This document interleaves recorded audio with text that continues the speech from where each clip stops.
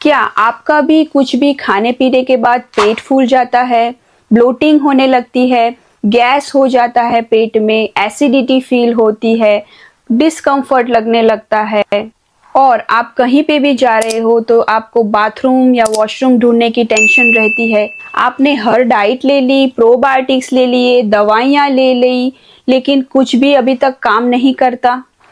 आपने कभी सोचा है कि इतना कुछ करने के बाद भी असर क्यों नहीं हो रहा? तो अगर मैं आपसे कहूं कि आपकी असली प्रॉब्लम आपके पेट में नहीं बल्कि आपके माइंड, इमोशंस और लाइफस्टाइल में छुपी हो। राधे राधे एवरीवन, मेरा नाम डॉक्टर अर्चना पटेल है। मैं एक होम्योपैथ हूँ, साथ में एक न्यूट्रिशनिस्ट भी हूँ और मेंटल हेल्थ एक्सपर्ट भी। और इस वीडियो में मैं आपको बताने वाली हूँ कि IBS को नेचुरली कैसे हील करें। ये वीडियो सिर्फ फूड लिस्ट या सप्लीमेंट्स के बारे में नहीं है, ये है रूट कॉज को अंदर से ट्रीट करने का तरीका। और मैं आपके साथ अपने क्लाइंट की स्टोरीज भी शेयर करूंगी जिन्होंने इस मेथड को यूज करके अपने IBS को रिवर्स किया है। तो वीडियो को एंड तक जरूर देखिए क्योंकि एंड में मैं आपको 3 डेज फ्री गट रीसेट गाइड प्लान भी दूंगी। सबसे पहले जानते हैं कि IBS क्या है।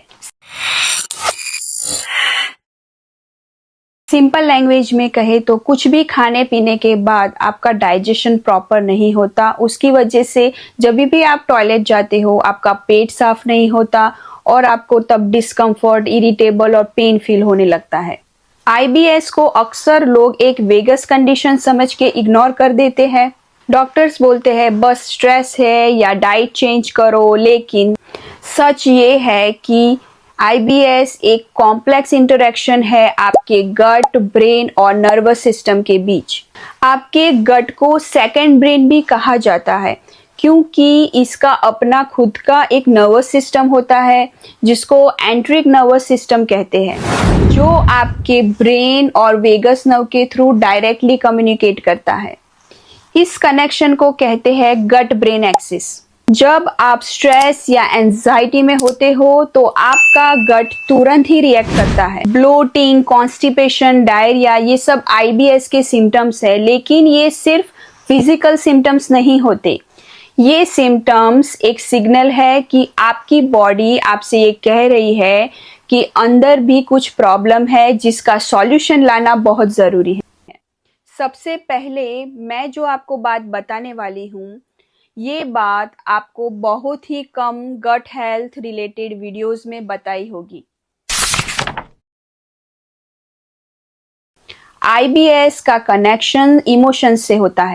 मैंने अपनी प्रैक्टिस में देखा है कि IBS से सफर करने वाले लोग हाईली सेंसिटिव और पीपल प्रेशर होते हैं, जो हर वक्त बॉडी में स्ट्रेस, टेंशन लेकर चलते रहते हैं। जब हम अपने इमोशन सप्रेस करते हैं तब हमारा गट उसका इम्पैक्ट लेता है। आपने नोटिस किया होगा कि कहीं भी आप कभी बड़े इवेंट में जा रहे हो, किसी इंटरव्यू के लिए जा रहे हो या एग्जाम देने जा रहे हो, तब आपको लूज मोशन या कॉन्स्टिपेशन होता है। ये नर्वस सिस्टम का गट पे सीधा इफेक्ट होता है। यहीं पर पोलीवेगल थियरी का रोल आता है। वेगस नर्व सिर्फ डाइजेशन रेगुलेट नहीं करती बल्कि आपके सेफ फील करने का भी सिग्नल देती है। मतलब जब आप कुछ भी खाते हो तो उसके बाद आपको कैसा फील होता है ये भी सिग्नल देती है। जब आप irritable, stress, anxious, fighting mode में रहते हो उस वक्त आपका गट भी रिलैक्स नहीं कर पाता। इसीलिए हमारी इमोशनल हेल्थ बहुत ही ज़रूरी है। हमारी इमोशनल हेल्थ को बैलेंस करने के लिए हम journaling, breathing exercise and self kindness जैसी टेक्निक्स को भी हमारी हीलिंग प्रोसेस में इंक्लूड करते हैं। IBS के लिए होम्योपैथिक एक नेचुरल सिस्टम ऑफ मेडिसिन है जो आपको एज अ होल पर्सन देखती है, ना कि सिर्फ आपके सिम्टम्स पे फोकस करती है।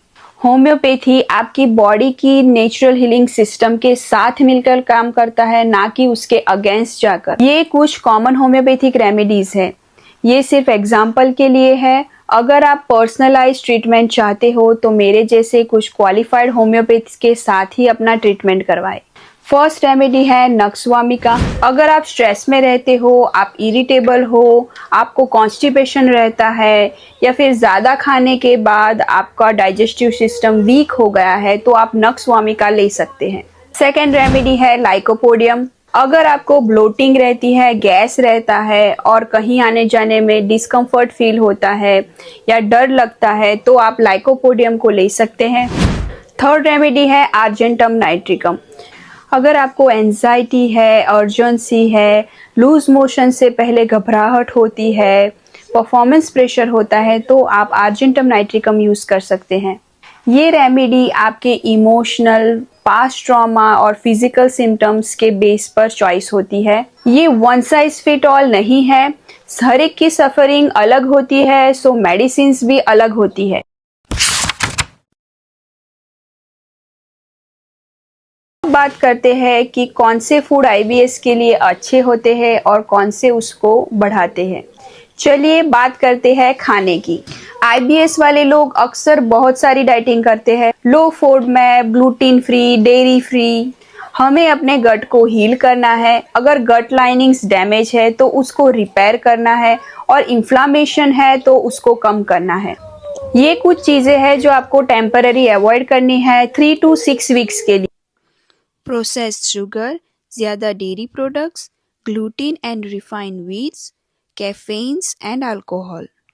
और क्या आपको अपने खाने में ऐड करना है?